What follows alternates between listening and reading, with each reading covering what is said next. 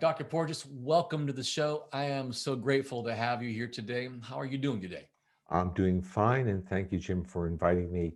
Of course, these are unusual days in which this becomes our moment of social interaction because we can look at someone. But we're surviving, we're not ill, and we're safe, and we're, in a sense, grateful for for being here. So thank you. Yeah, absolutely.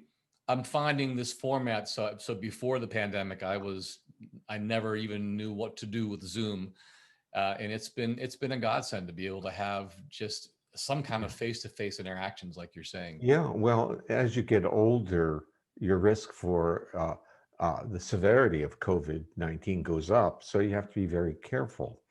And but you also need to nourish your nervous system through social interaction. And the Zoom isn't perfect, but it certainly is much, much better than not being able to engage people.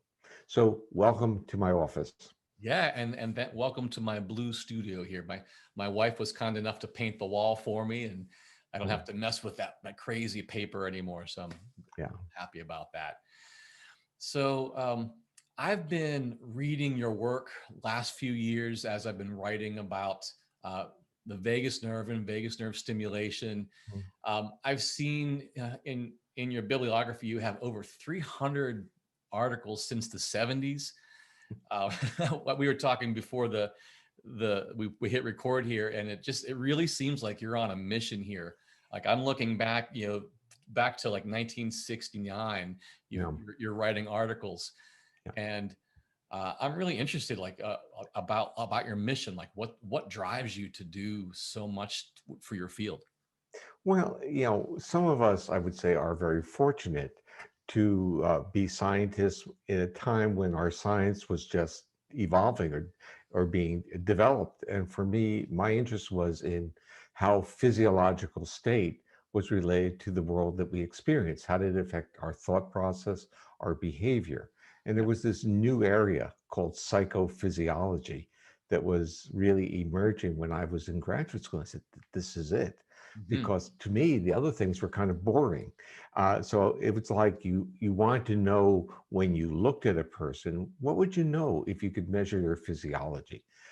Would you know whether their bodies are reactive, in a sense like a hair trigger to react? Because we have situations where we engage people with a smile and then we'll turn away for a moment, and Right. that turning away will be trigger a reaction that we are dismissive to them and we've insulted them. And we've all had experiences where someone we want to shake their hands with and they just walk by us because they didn't see us, but our body interprets it as if uh, they don't like us or we're not important enough. So we have our narratives that seem to emerge from our physiological state. So I was interested in that, and I was interested in if we were able to quantify this and also then manipulate. Was this going to be a portal that we could use to, in a sense, make people more accessible, more accessible to social behavior, to connectedness, and even to learning? Because again, we all realize that when we're upset, we can't learn.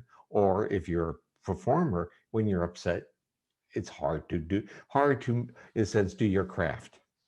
And so the game plan was that we all have creativity and we all have this kind of generative nature. What would it be like if we also were able to, in a sense, throw out our threat responses and be calm enough to be accessible to others? What would the world be like? So, if you want to know what my mission is really an understanding that we as humans are really quite a wonderful species. We're actually a warm, supportive, benevolent species, but only, or I said usually only, when our nervous system is not in a state of defense. So when does it get in the state of defense? Well, when we're evaluated, because evaluation is a trigger that of defense. And so our educational model is a defensive model. When we go to a physician's office, we get evaluated, or we get scared, we go to threat responses.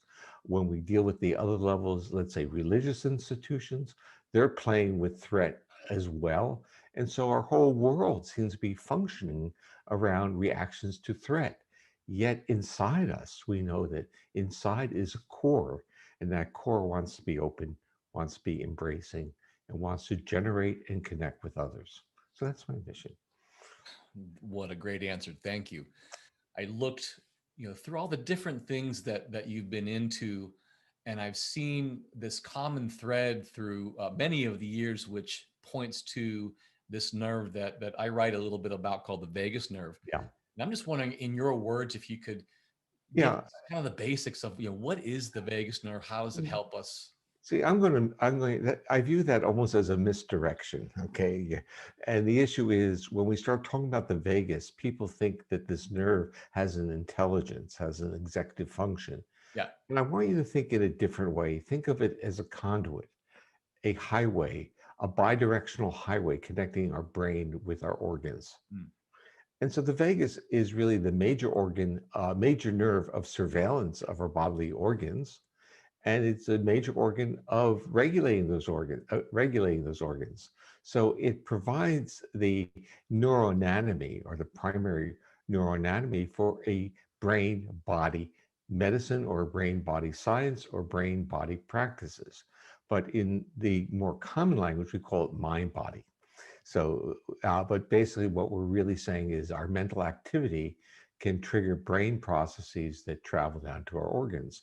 So we all realize that positive visualizations, and in your world, and it's going to be my world in a few minutes, when we listen to music, we have bodily experiences that is going through the vagus, Mm. that information. So when we sing, we'll get into other aspects of it because that nerve, which connects our organs of our body, and the one we'll talk two primary organs we'll talk about. One will be the heart, and the other will be the gut.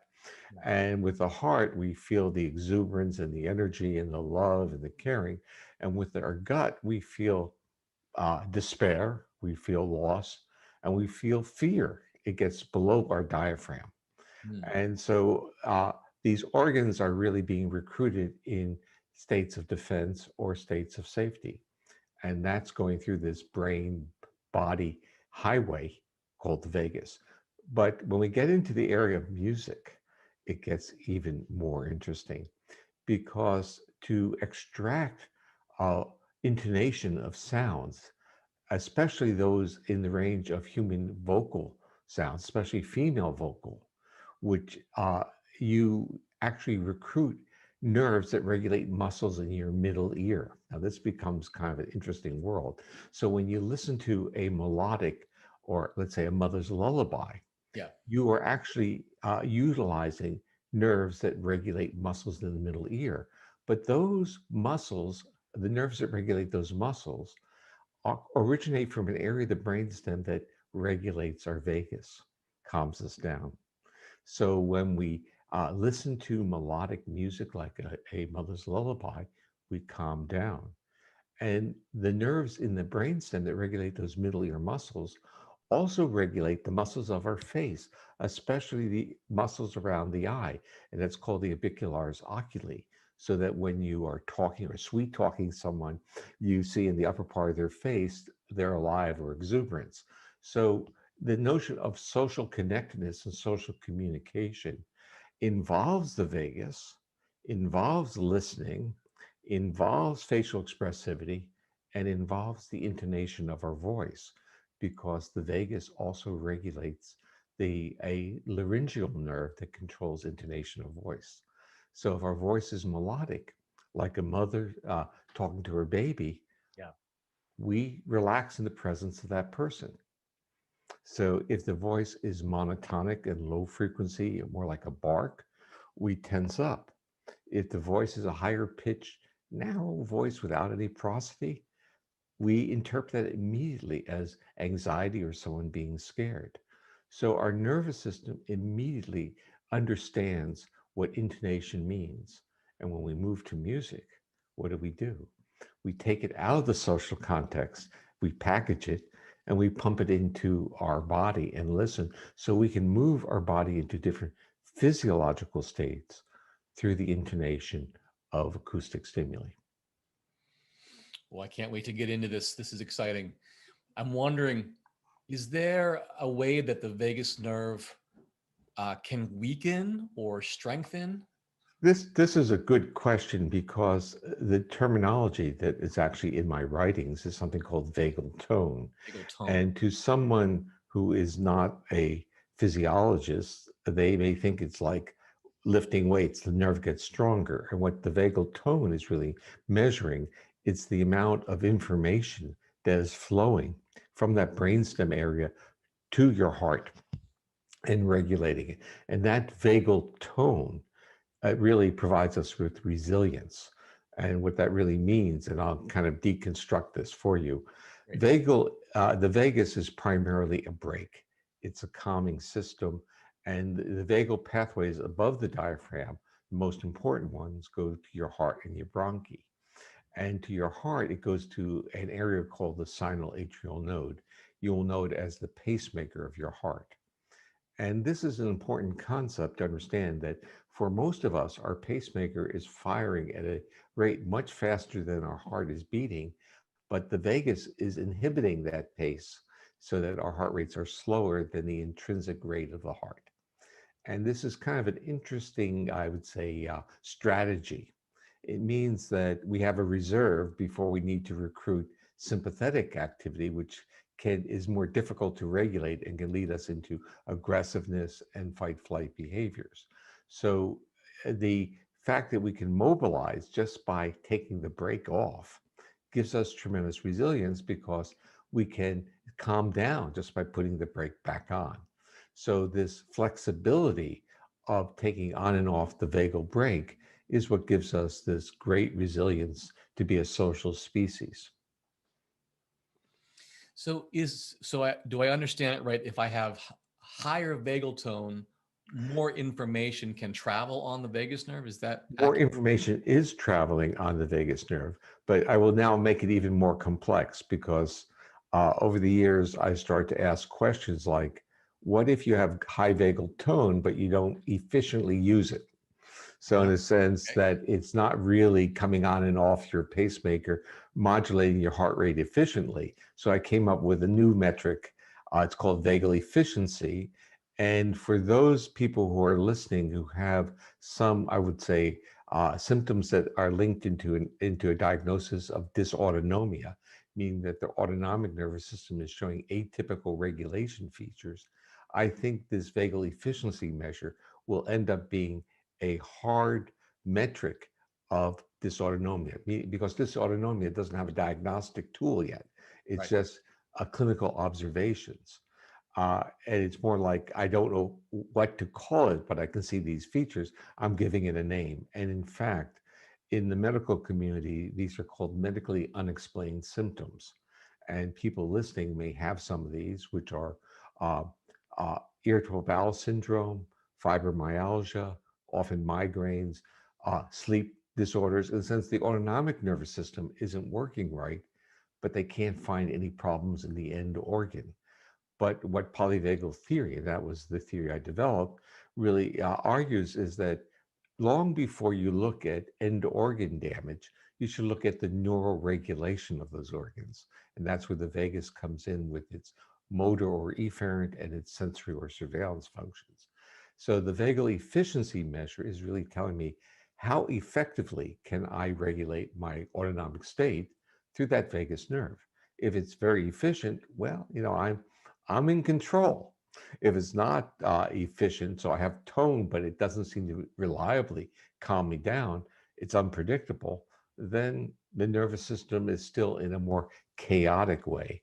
And that feedback is translated into a sense of, we interpret feedback of when our systems are not regular into a sense of we're not really embodied as much or in control as much as we would like to. So I'm trying to come up with intuitive uh, measures that can be quantified very systematically that tell you something about the efficiency of your nervous system in regulating your physiological state. So are there some ways that, for someone who might have low vagal tone Yeah. to build that? Yeah. Well, let's start off with, uh, I would say, almost an experiential. Okay. Uh, If one were to say, how do you feel when you take a long time to inhale and a short time to exhale, versus how do you feel when you exhale slowly and inhale for a short period of time?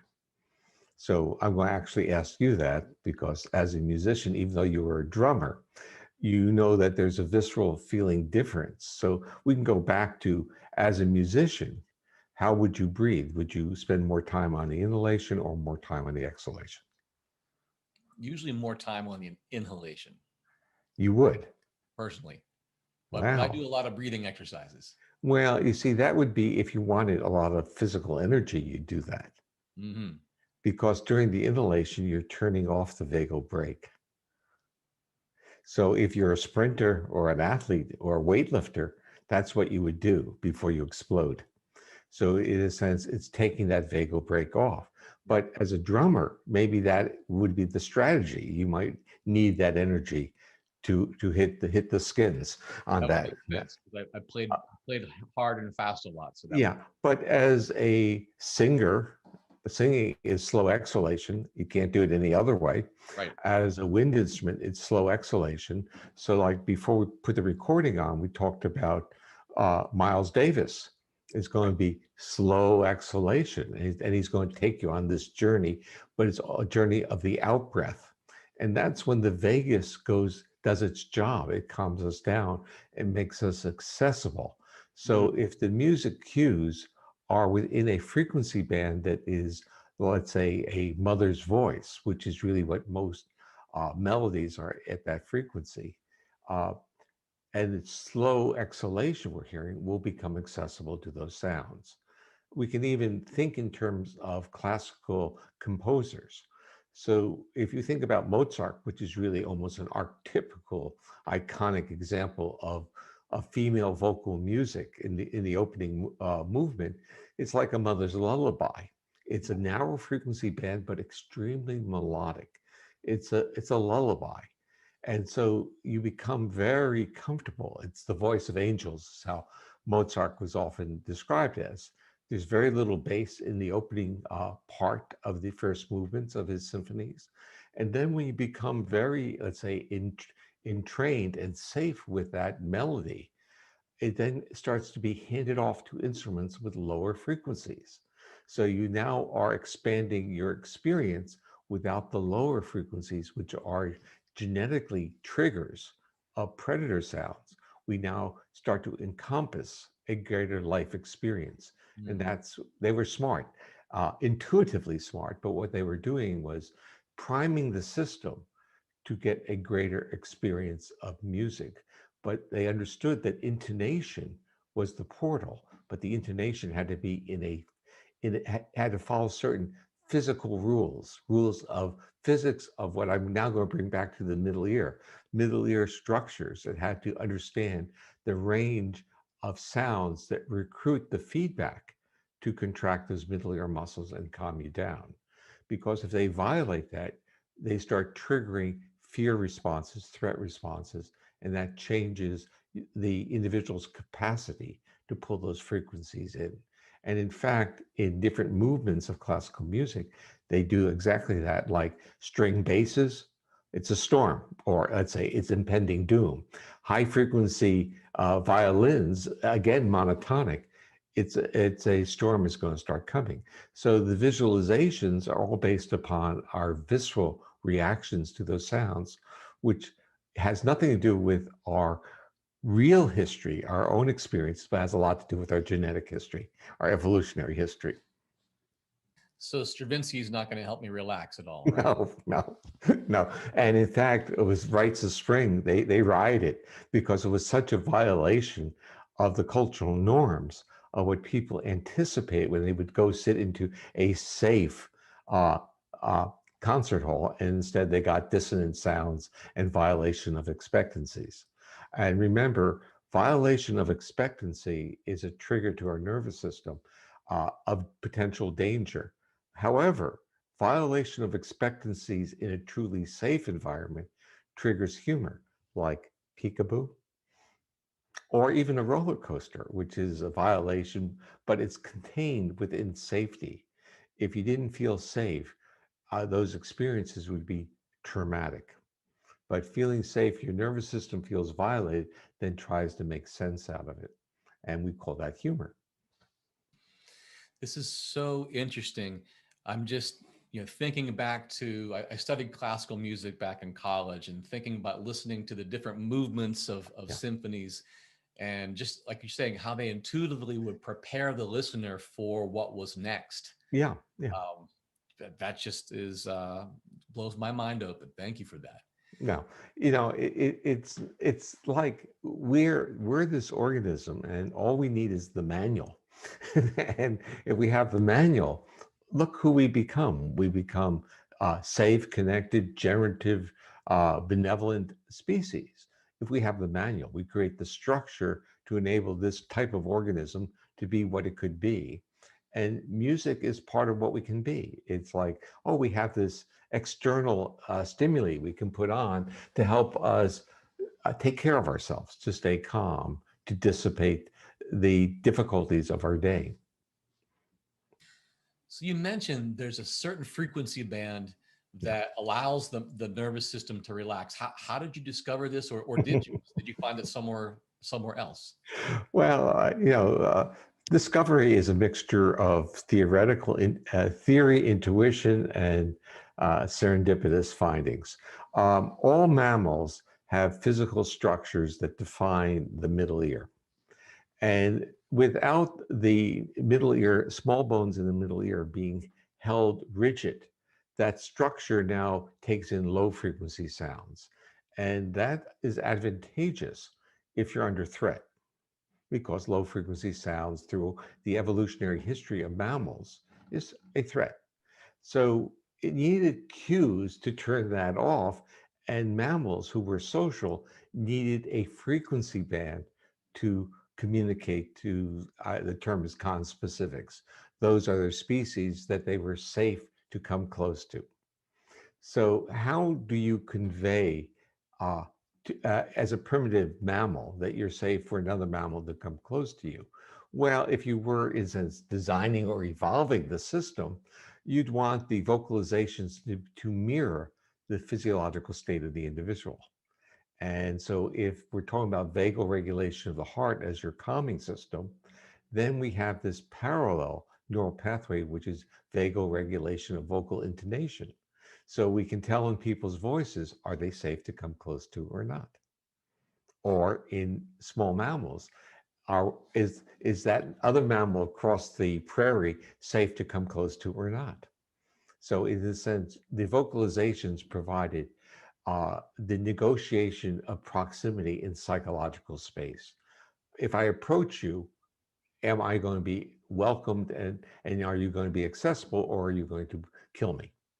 Right. And so that's where vocalizations came in, because they became part of this system that was now mirroring our underlying physiology. So now we know that we needed certain frequencies. The issue is, and we know that those certain frequencies are only extractable from the acoustic environment when there's neural tone to those middle ear structures. So it changes the transfer function of what is in the outside world, the sounds in the outside world, and what we on the inside world can functionally perceive. So I call that the frequency band of perceptual advantage, so that when the nerves are working, we can perceive those very accurately and very well.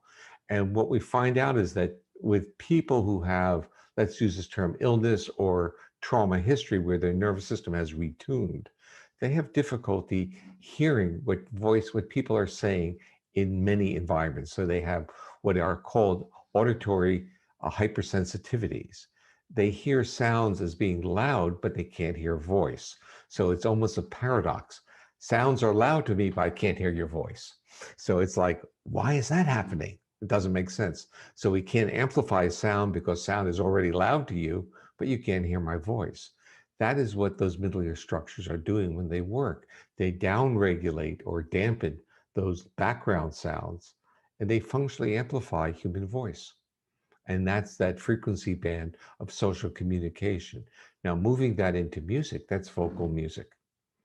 So that's where, and that's why female vocal music or male tenors have always played that role of singing songs that made couples feel safe with each other. So in a sense, music that enabled people to be intimate with each other was never really low frequency sounds. And when I talk about that, people say, "What about Barry White?" And with Barry White, what's interesting, it's not music that you play in public. It's music that is in a safe environment. But that's just the introduction. He doesn't sing that low. It's just the words he uses before he sings. So it's like, but it's all structured within the context of understanding our nervous system. And that is, we can do different things when we are in safe environments than we can do in public environments. So I heard you say that when someone has a challenging experience like a surgery or a trauma, that their vagus nerve gets retuned. Is that what you said?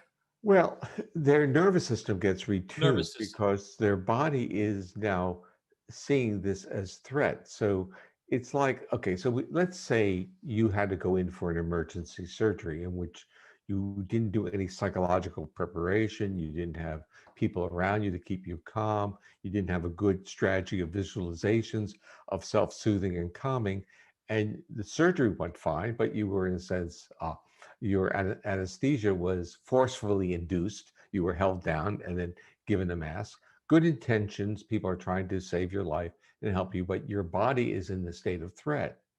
Now, when that is occurring, your vagus is taking a vacation.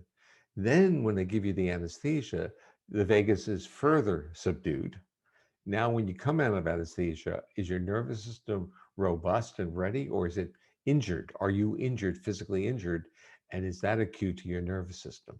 So, what I'm really saying is that for any type of medical procedure, we really have to go through a pre-training of becoming accessible for for the injury. But the injury we have to perceive not as an injury, but as something trying to help us. So there's a psychological, psychophysiological adjustment that we should be making as a pre-tuning our system before medical procedures.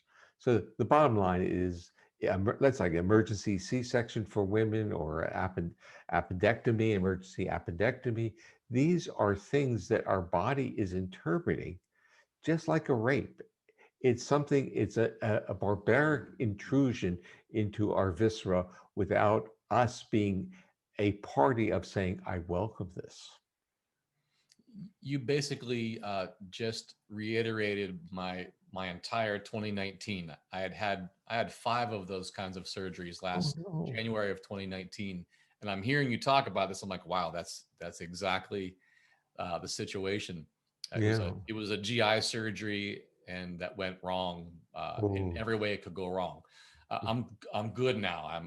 I'm regained all function, and there's all kinds of funky new things that I didn't expect, and so I'm curious to to dig more deeply into yeah. this. But you're on this real journey of where the afferents, the sensory part of what of your subdiaphragmatic insult, is actually being transmitted through the vagus, through that sensory part up to your brainstem, and you now have to create a top-down narrative of accepting, understanding, and honoring those defensive responses so that defensiveness dissipates. Yeah. And that's actually how I would say polyvagal informed trauma therapy would work. It says, well, we're human, we react.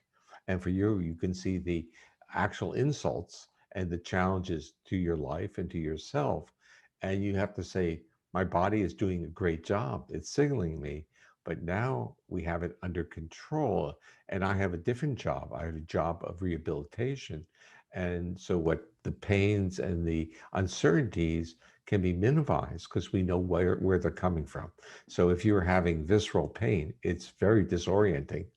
But if you're told that this is the natural thing that occurs from the surgery, you say, well, I can live with that. And now let's get into the rehabilitation part, which is movement and in a sense triggering to our body, telling where we are actively moving our body, which is ensuring our body that we're okay. Yeah. Yeah, that's helpful, and it's just interesting to hear how it connects with the voice. I'm Mm. also a singer, and I notice that when I sing, that's one time that I really feel good. Yeah. Well, the beauty of singing is that it also moves the diaphragm. Yeah. And if you had abdominal surgery, your diaphragm may have frozen and became rigid. I found out I had surgery, and I had, of course, been a clarinetist. And so diaphragmatic breathing was part of my world, just like it would be for a singer. And suddenly I had no control over my diaphragm. Mm. So tidal volume of breathing and was so I had to, in a sense, go and rehabilitate that because the body had to say it's okay. You can now push down on the diaphragm. It's not going to cause any injury. It that's seems like that part has come back well. Yeah. Well, your voice sounds good. So let me, in a sense, do my observations. Your voice sound good. Your face looks good. Your engagement behaviors look great. So Woohoo! you get multiple stars. So that's Multiple stars from the guy who knows about this stuff. well, the Um, guy made it up. Yeah. the guy who made it up. That's the best way to know something. Make it up yourself. Yeah. So, can you tell me more about polyvagal theory, like to kind of unpack it for someone who? Yeah, well, let's start off with the first principle, which is that your physiological state is an intervening variable between the context of the world, the stimuli out there, and your responses to the world. So, based on your physiological state, the same stimulus will result in different responses. So, if your body's in a safe state, certain stimuli will be entertaining or amusing.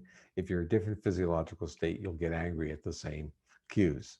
So it's really saying that our physiological state biases how we engage the world.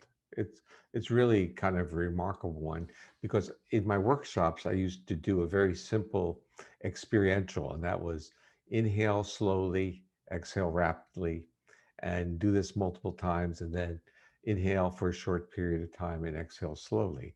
And I used to put people together. One would observe, one would do the breathing, and when people did the long inhalation, they would look at the other person across from them. They say to themselves, they say, "Did I do something wrong?" Because that person's looking at me in such a critical, evaluative way.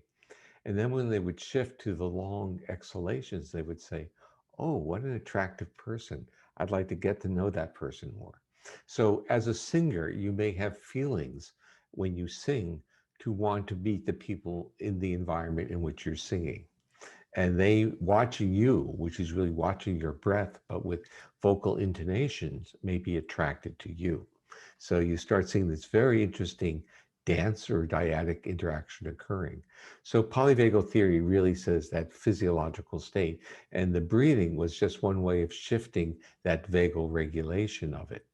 The other important principle, or let's say, is the that through evolution, vertebrates changed, their autonomic nervous system changed, and we are vertebrates. And through that evolutionary sequence, we had a ancient vagal system, which was a shutting down or defensive system that supported death feigning under threat or reduce metabolic output. And then as vertebrates evolved, they had a fight flight sympathetic nervous system that enabled them to mobilize to fight. And then finally, with mammals, they have this, what I call this ventral vagus social engagement system, which links vocalizations, facial expression, listening, breath with the regulation of the heart. But with that hierarchy comes a control system model where the newer circuits are actually inhibitory of older circuits, which means if you have that mammalian ventral vagal circuit on, it inhibits your defenses. It inhibits the autonomic nervous system from going into defense. And if you want to be healthy, and this is a part of the message always, is that polyvagal theory says there's no distinction between mental and physical health. They both require the body being in a state of safety. So if you're not in a state of safety, then the neural regulation of your visceral organs violate their homeostatic principles. So rather than supporting health, growth, and restoration, they actually start destroying themselves. And that's where you get end organ diseases. But in medicine, the neuroregulation of the organ is not really a major focus of their work or their education or their assessments. They're basically focusing on the end organ. So you get disease at the end organ level. You don't get the anticipatory dysregulation of the system as your first warning. So polyvagal theory talks about this hierarchical systems that where newer circuits inhibit older ones, that you should keep your autonomic nervous system out of states of defense. And by articulating that, it provides portals of literally treatment. It says that we can get people out of these defense states, which are not merely defense for a behavioral defense, they're actually defense on the level of the organ. Uh, and that we can, in instance, calm these organs down, reduce pain, and improve social behavior by cues of safety to others. Kind of like going right to the root of the problem rather than dealing with it after it's already more of a problem. Yeah. And the interesting part is there's a root of the problem in the regulation of the organs, but the root of the problem seems to be quite universal, and that is bombarding our nervous system with cues of threat. So a nervous system under chronic threat is not the same as a nervous system being supported in a sea of safety. Uh, and I mean, even the narrative of our Western culture is that if everything is so easy and supportive, we will not be motivated to do anything. And polyvagal theory says something a little bit different. It says if you're safe, wow, step back and see the creativity coming out because it will come out. And we will solve problems, and we will be healthier, and we'll be more interested in each other, and the life will be better because our our actual genetic features are that we are a connected species, which means that aspects of compassion and caring are built into us, and they're only challenged when we are under threat. When we're under threat, the benevolence becomes less important because we are now have to self-protect. Right. And so if we can get ourselves into safer feelings of safety, we become much more of a benevolent species. Do you think that the year that we've had is retuning our nervous systems? I'm going to step back momentarily on that and give you what I call an optimistic story. And the answer is, Great. yeah, it's retuning it, but we have great resilience. And we all want to take a deep breath, and we all want to come out and hug and be supported. I think it's double edged. I think the year, both with the pandemic and the politics and the social unrest and the social injustice issues, are really important because they tell us what is important. They tell us having a voice is important. It tells us that being cared for and being respected is important. It tells us that being safe, and above all, having the opportunity to engage others with whom you feel safe is critical.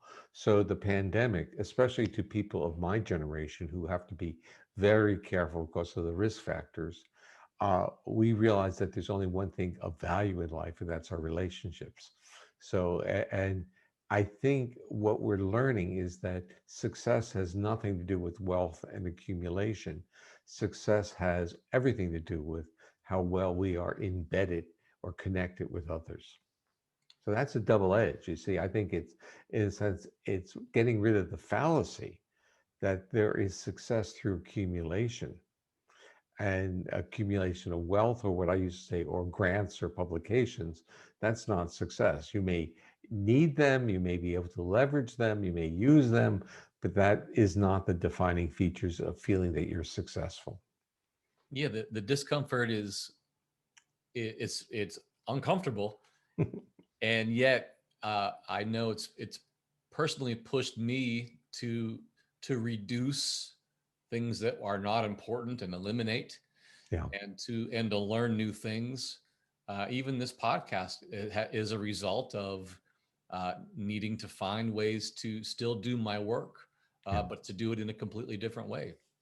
Yeah, for me, I'm really quite startled by the amount of uh, let's say, the number of hours I spent uh, on the internet doing interviews or doing things like this. Yeah. When prior to the pandemic, I'd be on an airplane once or twice a month going to someplace, but that airplane experience was extremely fulfilling in many ways because you went into people's homes, into their lives, into their culture, and you became part of their family and part of their culture.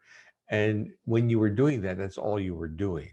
When I do this, as soon as I get off of this, I'm going to have to do something else. So I think part of what we were doing before the pandemic was there were clear demarcations between play, work, travel. I mean, things were clearer. And it's like something that I thought I learned when I was a graduate student, that was to work hard, but also to play hard. So, in a sense, to make those definitions or defining differences between work and play, and not to always work while watching TV, but not to work while watching TV. Work, then watch TV. Work, then do something else. But it was through a discipline of intensity, both in play and work, that I really start to become who I am today. And I think we're kind of like, it's very hard in this almost Groundhog's Day metaphor of life to Yeah. even keep track of what day it is.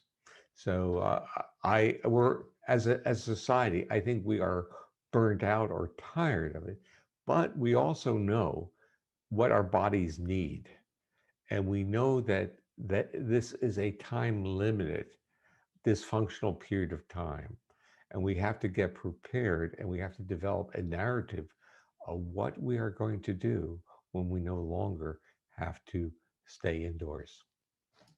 And to keep it front and center just as much as the immediate threats.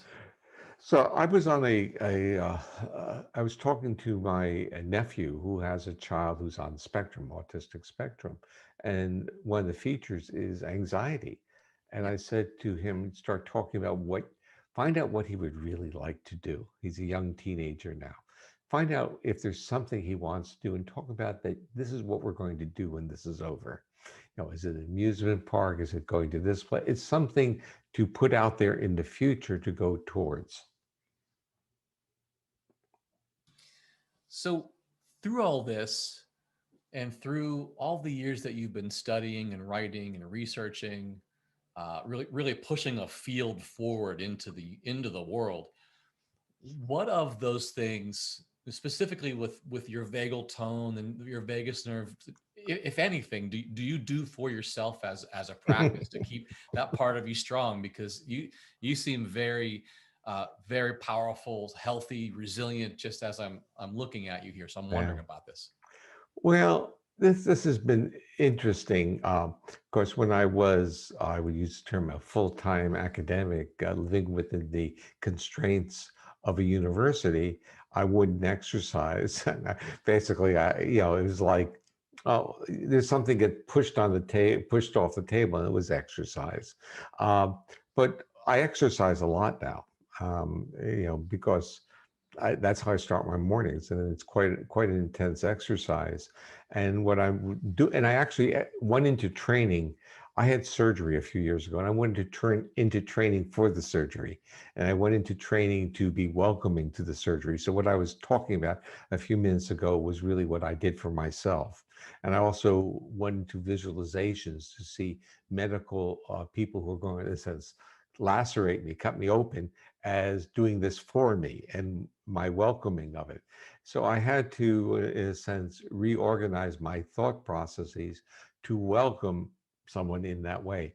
And I've also, in a sense, an understanding that the body needs cues, that it's okay now. And that's where exercise starts becoming important.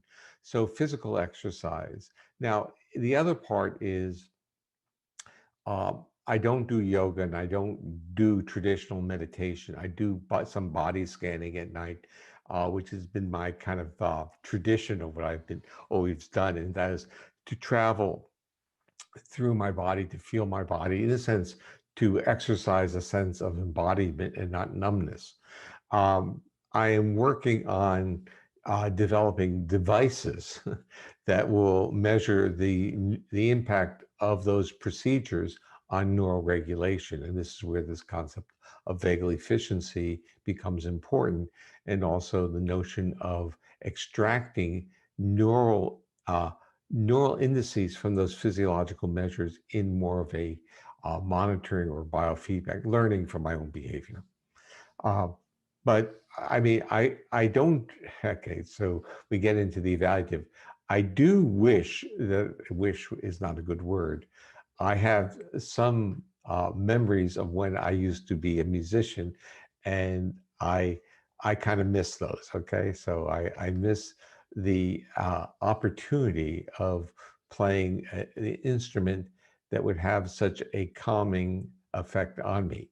But we are human beings, and when we are an accomplished musician and try to go back to play that instrument, it can be far from reassuring, let me put it that way. So I'll give you the full story on this one. I was an accomplished clarinetist. I was trained by the former solo clarinetist of under Toscanini with the NBC Symphony. Oh, wow. Um, my his other students uh, were good students. They were actually chairs of major symphonies. And at the time I was taking lessons with him, he was coaching Benny Goodman. So Benny Goodman, and the one thing that I can always say is that one day when I was taking my lesson, the phone rings. He says, "Keep playing." He comes back a few minutes later. He says, "Benny said you sounded great." So Awesome. so you can't go. That was it. Okay, but the point was that by the time I graduated from college, I was still playing, and I was concertmaster of a wind ensemble during my freshman and sophomore years in college. But after that, I stopped practicing totally, and I stopped playing, except when someone would come over the house, I'd play a concerto or something. I would show I could still play. And then when I was starting to get, when I was in my early 30s, I decided I'd take lessons again. I was now an associate professor, and I, went over to the music school. I got myself a teacher, and I found out what I would say the hard, true experience is that I couldn't practice anymore. It was not in me in the same way. So I didn't practice enough for my lessons, and I was angry and disappointed in myself.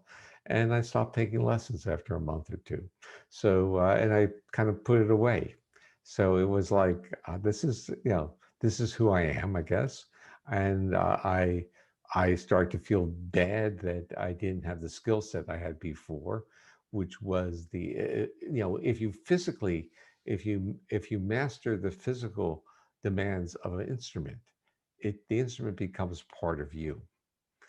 And True. if that is lost, the instrument is no longer you. And so the instrument was no longer me. And it was kind of I would say it's like a divorce or something, yeah, or a despair. Yeah. And I kind of went through that, and I still have the clarinet. I haven't. I move it from house to house when we move, but I haven't played it. I haven't played it. I will tell you the last. I know I haven't played it since the year 2000. So we Mm. know it's at least 20 years. Uh, and I probably won't. But for me, the notion of communication shifted from playing the clarinet to what we're doing. So I view this as part of, I would say, a performance need of expression is through socially connecting. Yeah. Have you ever considered trying a different instrument just for fun? Well, it all has to do with oneself, how one views oneself. And I have thought about it, but it never expressed itself in terms of the fluidity of the sound coming through me. Yeah. So it becomes part of my heritage, my lineage, my history uh, that led me to where I am now. And my concept of being musical is more of an understanding of appreciation and how it even led me into aspects of my science. Mm. Love that. This is so helpful. I'm really appreciating this. I'm wondering, for people who want to get to know you better, I know you've got some great professional training programs. Uh, you have a lot of products for people with autism. Um, you have products for people with in the general population as well. Is that right? Yeah. Well, let me talk briefly about it because the one that would be most interested in is a music-based intervention That would be great. ca- called Safe and Sound Protocol, where it started with autistic individuals because they often had features of auditory hypersensitivities, language delays, auditory processing problems, and also they weren't socially engaging. And I basically developed a acoustic stimulation model where we modulated vocalizations within that frequency band of perceptual advantage and created a training program which was 5 1-hour sessions, and it had extreme efficacy. It was very, very effective with kids who had on spectrum, meaning that the auditory hypersensitivities for many of them disappeared. The auditory processing became normal. I mean, a variety of things. And, so after doing this in my lab for about 20 years, um, a company called Integrated Listening Systems got interested in this, and they basically licensed the technology, and the technology received a patent, so it's a patented technology, and started to distribute it. And the interesting part is once it was being distributed, then you have creative providers or therapists who start trying it with different populations. And, so they're trying it with anxiety disorders, eating disorders, all these various things. But what they started to find out is that it was an accelerator for other types of therapy. So, in a sense, it was functionally a state shifter and made their clients more accessible to other forms of therapy. But when it got moved into the trauma world, which is where I have actually been talking for the past 20 years or so, and Yeah. where polyvagal theory starts having a lot of traction in explaining the survivors' experiences, the cues of safety that were embedded in the Safe and Sound protocol were functionally triggers of destabilization in many people with trauma. And what that really was is that what really happened is that if you have a trauma experience, it's often related to a violation of trust or where one was injured by someone who they had trusted. So the nervous system gets what I call distilled cues of safety, which is really this modulation of vocalizations. It's as if it's a mother's lullaby with those modulations, but now the modulations are amplified. So it's the intonational shifts that are, in a sense, being delivered almost in a stealth manner, where the nervous system can't refuse it. And the nervous system suddenly, from being like this, I'm a defensive person, suddenly gets like this, I'm accessible, but that accessibility means vulnerability, and the person then reacts. So once we start to see that, we had to change the protocols, and now the providers, in a sense, titrate very slowly and enable their clients to experience and to resolve those feelings until they basically become accessible to those sounds. It's really a remarkable experience for an individual who's had trauma to basically say, I'm listening to this and suddenly I can't handle it. Why? It's like it's not that you are threatening me, it's something. And what is it? And really it's the body now starting to become accessible. But accessibility is vulnerability. And so many of the trauma therapists are using this and they're integrating it with their therapy and going slowly. The other part is that the intervention, when it was examined for a patent, received was awarded a claim of an acoustic vagal nerve stimulator because that's what it's doing. It's entering through the neuroregulation of the middle ear muscles, which affects the vagal regulation. So, in a sense, in a different way, it is actually a vagal nerve stimulator. So it's not transcutaneous. It's It's like sound. it's the sound itself in the It's ear. a thing in terms of sound bouncing off the eardrum.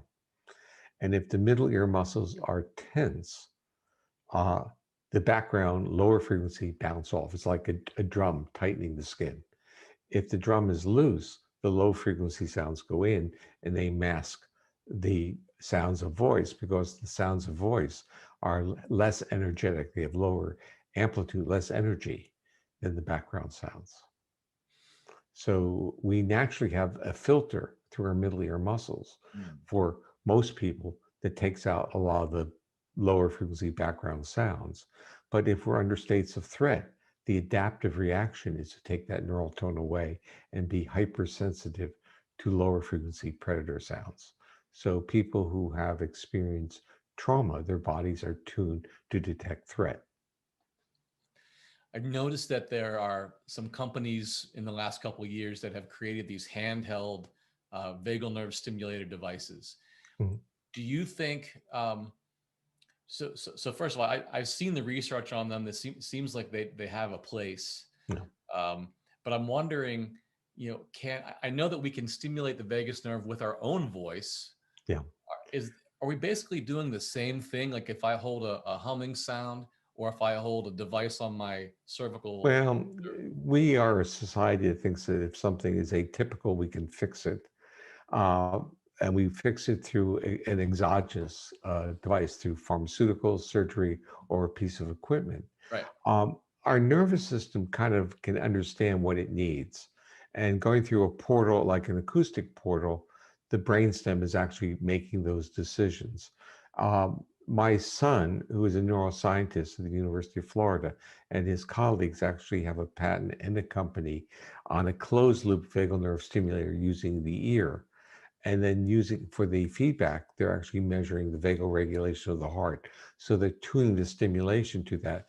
And just before I went on, I was getting there during a kind of a feasibility test now with people with PTSD, and they're getting in a sense some of those same types of things I got with my acoustic one, and that is they're getting some very nice positive findings, but they're also getting situations in which it may be a trigger. Mm. So the issue is using an external vagal nerve stimulator may, in a sense, physiologically, we see the justification of calming. But if calming is now a trigger of injury and violation of trust, you have another problem. So it's like you need to use these tools within a therapeutic setting that has a trauma informed and hopefully polyvagal informed therapist. Yeah, because each person is a puzzle. Well, there's a puzzle, but the puzzle, what I'm really also trying to say is the puzzle is not a spreadsheet, it's actually organized and very predictable. Mm, okay. So if the body has been into this chronic state of defense, autonomically you know what's going on. And you also know what the intervention is liable to do. The intervention, if it's calming, is likely to trigger more defense. So you have to, in a sense, titrate that in a way that that client feels can access it and feels that it can be part of accepted, and that you have a therapist who's not reading a protocol saying you need 10 minutes of this or a half hour of that, but is actually saying, tell me how you feel with this. Yeah. In a sense, using it as an exercise of embodiment or awareness of embodiment. Thank you. That's helpful. Dr. Porges, I could keep talking to you all day long. I know you have other interviews coming up here. Where can people go to learn more about your work? Okay, so go to stephenporges.com. It's Stephen Porges as one word with the stephenporges.com. And there's a landing page link for the Safe and Sound Protocol. There's a bibliography. There are some articles that are online. We are in the we are creating a Polyvagal Institute. It's a not-for-profit unit that is all about education and about creating, in a sense, standardized education on polyvagal theory, because it's going generic, and we'd like people to have literally the ability to get uh, information and education that has a degree of that we can certify that education. That is so exciting. I'm so glad to hear that part. Congratulations for that. That's a big deal. Yeah. So I will be including all of this information, including your bio and all these links in our show notes. And that's going to be at donovanhealth.com/podcast. This will also be on Facebook and YouTube. And so you'll see all those things there as well. And as always out there, if you love what you hear, share this with people. Tell them about Dr. Porges' work, share those links with them. That's how we get information into people's hands who need it the most. So I want to give you the last word, Dr. Porges. Anything left to say? Well, the last word is that I want people to leave this session with optimism that the world is not a horrible place. It's really a wonderful place. We're a wonderful species. We just need to be very aware or mindful that we react to threats. And when we're not, and removal of threat is not sufficient for our nervous system. We need cues of safety, which come from our interactions with other people. And music is helpful for conveying cues of safety. Thank you so much. Hang on the line here while I close this up. Everybody out there, thank you again for tuning in. I will see you next time, and take care of each other. Thank you, Jim. Hey there, it's Jim Donovan. It's very nice to see you, and Happy New Year. I have some very exciting news to tell you about. This year, I'm trying something completely different. What I want to do is give you access to my entire sound healing catalog. So all of the courses, including a brand new course, I haven't even released it yet. It's called Sound Heart. It includes all of my guided audio tools, including Sound Solution and Sleep Now. And it includes my brand new book. I'm totally over the moon about this. It's called Whole Life Sound Healing. You get all of it for as little as $9 a month. Now, let me tell you about this. This past year has been incredibly challenging, and I've been thinking about this, and I just want you to have what you need whenever you need it and make it very affordable for you. So for less than $9 a month, you'll get every sound healing video course and tutorial I've ever made. You'll get every audio sound healing experience. You'll get 7 products with over 120 hours of lessons and sessions, every audio sleep tool, every brain wellness lesson and exercise, every stress reduction method, every pain relief technique, every way that I know how to use sound, music, and rhythm to make you feel good. You'll also get every book, every special research report, and you'll get the brand new Sound Heart course, which are 12 new guided audio and video lessons for optimal heart health. You'll get my new unreleased Brain Awake and Brain Focus guided audio. You'll get my new unreleased Speed Healing guided audio. And if that wasn't enough, your satisfaction is completely guaranteed. If you're not happy, I'm not happy. So you get a no-hassle refund if you cancel 100% within 30 days. You can cancel anytime. And that's it. So if you're ready, go ahead and click the button below to get started. And thank you again for sticking with me. Thank you for your trust. I'm really excited to get to serve you this year and for many years to come, and take impeccable care of yourself. See you soon.